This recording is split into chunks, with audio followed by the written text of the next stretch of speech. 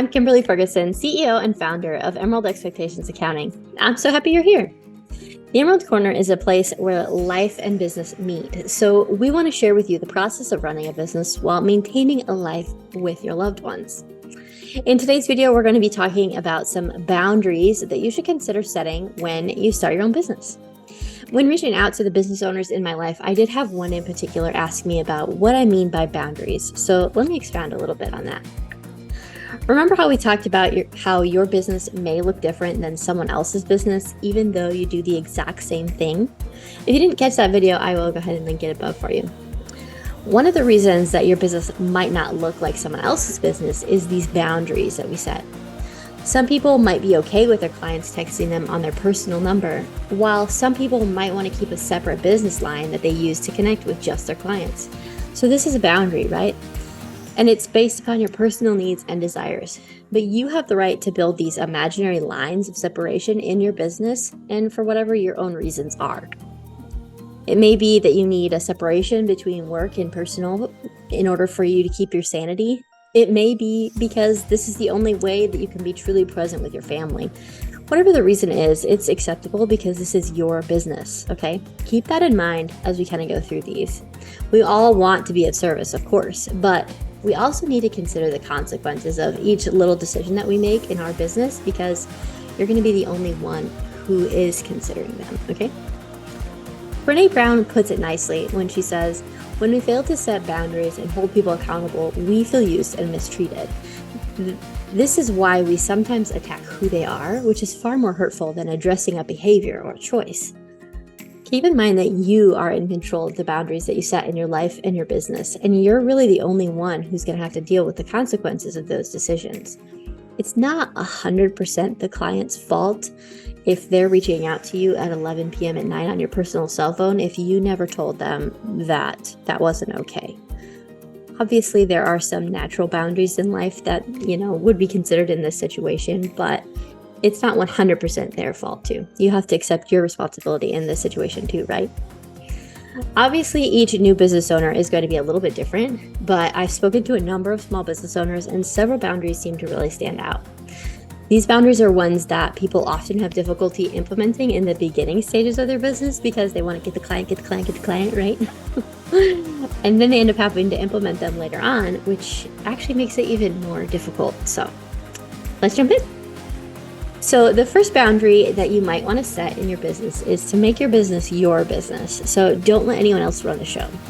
This applies particularly to, franchises or, insurance agents who have to deal with a lot of compliance and a lot of instructions from, the owners of the main franchise or of the main insurance brokerage that you're a part of. But keep in mind that you're the one who has to live with how your business is being set up, okay? So try to make it your business as much as possible. Number 2 is don't compare success stories or failure stories for that matter. The only person that you truly have to compare yourself to is yourself. Otherwise, it really is true when they say comparison is the thief of joy. You might be looking at somebody else's situation and thinking that they're so successful or they're making so much money or they never have any problems. And in reality, you're either not seeing the full story or you're looking at somebody who's in a completely different stage of business ownership than you are, and you're comparing apples to oranges. So just be careful with comparisons. Number 3 is charge what you're worth. I know this can be a really hard one, especially when you're first starting out, because like I said, you want to get the clients, right? So if you do decide to charge a lower rate so that you can get those clients, make sure that you have a plan already kind of mapped out as to how you're going to increase those prices later on down the road. Because without some way or some method to reevaluate those prices as you grow, it's going to be very difficult to, jump from $50 an hour to $100 an hour. I mean, your $50 an hour clients are going to be pretty frustrated, right? So keep that in mind as you're setting your prices. Number 4 is to set up systems as soon as you can.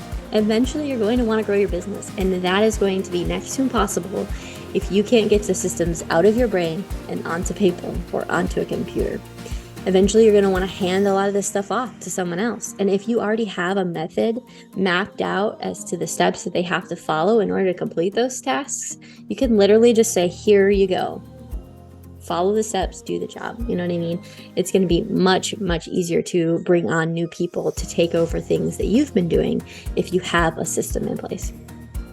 Number 5 is when you're at that point and you're starting to bring on new team members, make sure that you're holding them accountable. Now, what does that mean exactly? So obviously when you're posting a job ad of some kind, there's like usually a list of responsibilities, right? So it's like an admin, would maybe check your emails, they would save documents, they would schedule appointments, they would do this, that, right?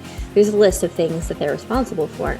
So make sure that you're communicating to them what that list is, what things they're responsible for, and what expectations do you have about that? Is there a standard of quality? Is there a time expectation as far as turnaround time on certain types of projects? Make sure that they're aware of those deadlines and those expectations, and then hold them to them. Number 6 is it's okay to say no.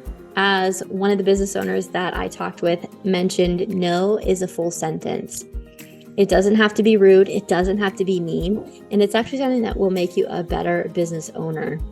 Imagine the situation, right? You bring on somebody, you said yes, even though you didn't have the capacity, you didn't have the ability, you didn't have the knowledge, whatever that looks like.